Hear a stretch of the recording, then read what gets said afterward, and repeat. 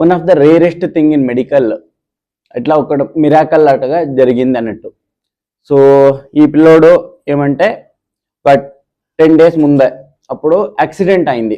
Accident అయినప్పుడు ఏమైందంటే మెడ దగ్గర స్పైన్ అంటారు కదా, మెడ దాని బోన్ ఇరిగిపోయి స్పైనల్ కార్డ్ అనేది దెబ్బ తగిలింది. సో స్పైనల్ కార్డ్ ఇంజురీస్కి ఎంత డ్యామేజ్ అయినప్పుడు ఏమవుతుందంటే చేతుల కాలు పడిపోతుంది. అండ్ మెడ దగ్గర ఇంజురీ అయితే ఏమవుతుంది, ఊపిరి పీల్చుకోవడం కూడా ఆగిపోతుంది.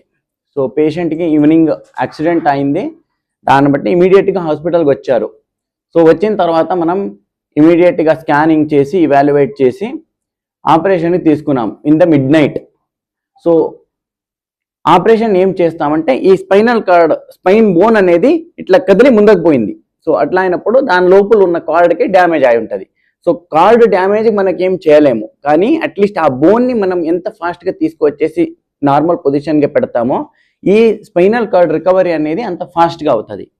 సో మనం ఆపరేషన్ మిడ్ నైట్లో చేసేసినాము.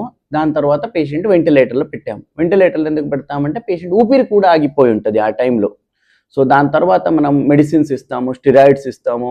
సో దాని తర్వాత పేషెంట్కి ఫిజియోథెరపీ స్టార్ట్ చేస్తాం. ఊపిరి ఎట్లా అనేది తెలుసుకోవడానికి మెషిన్ నుంచి చిన్నగా ఆపేసుకుంటూ వస్తాము. This takes days together. వారం పడింది ఆల్మోస్ట్ స్లోగా బయటకు తీసేసుకొని ఆయన వెంటిలేటర్ నుంచి తీసేసి సో దెన్ రెస్పిరేటరీ ఎక్సర్సైజెస్ అన్నీ చేసేసి ఈరోజు పేషెంట్ బతికినాడు. ఆయన ఊపిరి ఆయన breathing without any support room air మీదే మెయింటైన్ అవుతున్నాడు. That is the greatest thing to achieve in spinal cord injuries.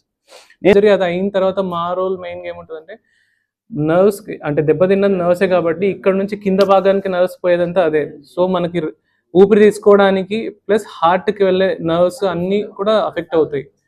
So ఈయనకి ఇనీషియల్ డేస్లో బీపీ ఉన్నట్టుండి తక్కువ అవ్వడం, ఎక్కువ అవ్వడము, హార్ట్ రేట్ బాగా తగ్గిపోవడము. సో ఇవి అంటే వేరే పేషెంట్స్ లాగా కాకుండా వీళ్ళకి విత్ ఇన్ సెకండ్స్ పడిపోతుంది, మళ్ళీ తర్వాత పెరగడం, ఇలాంటివన్నీ ఉంటాయి. సో అంటే 24/7 ప్రతి సెకండ్ హార్ట్ రేట్ పడిపోతే ఏం మెడిసిన్ ఇవ్వాలో అది టక్కుమని ఇచ్చేయాలి, ఇవన్నీ చేస్తూ ఉండాలి.